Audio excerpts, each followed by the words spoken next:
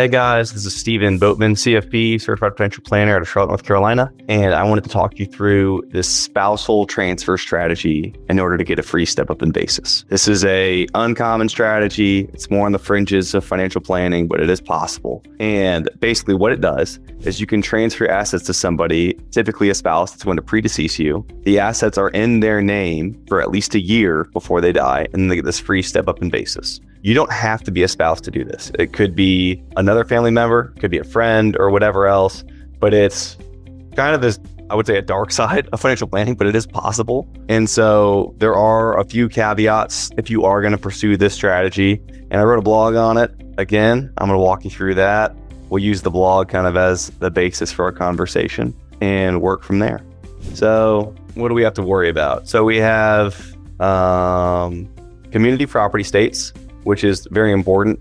If you live in a community property state, then all the assets are stepped up regardless of whose name they're in. So typically, if it's in a joint account in a separate property state, then you and your spouse are both on the account title. Only half of the assets will get a step up in basis. If it's just in their name, then all the assets will get a step up in basis. But in a community property state, all the assets get a step up regardless of the titling of the account, because the assets are seen as 100% owned by each person in the relationship in those community property states. And those are Arizona, California, Idaho, Louisiana, Nevada, New Mexico, Texas, Washington, Wisconsin.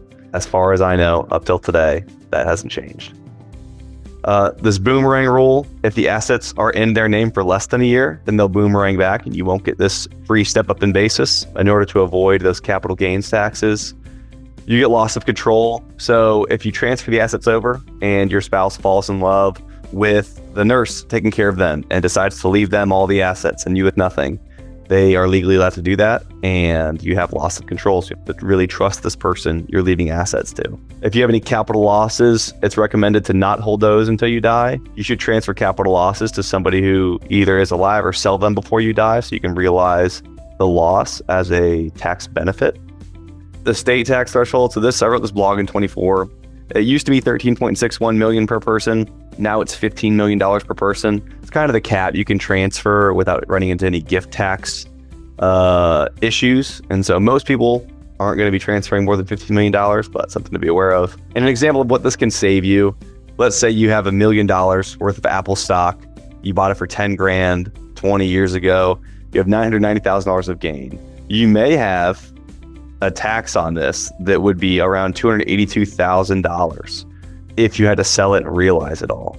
And that's assuming 20% capital gains rate, 3.8% Medicare tax, and a 4.75% state tax. Again, all of these numbers could change depending on how you sell it, if it's spread out over a few years, if it's all at once, and what the total amount is. But technically, if you were to transfer that stock to the elderly or sick person's name before they die, they hold it for a year, and then after they die, they get the step up in basis, then you could avoid taxes entirely on all of that gain, as long as you're the one inheriting those assets after death. So again, it doesn't always have to be a spouse. It can save a lot of money. The timing is difficult because you need to hold it for at least a year, and there's loss of control to be aware of. But taking all those things into account, it is an interesting strategy, even if it's just for conversational purposes or parties.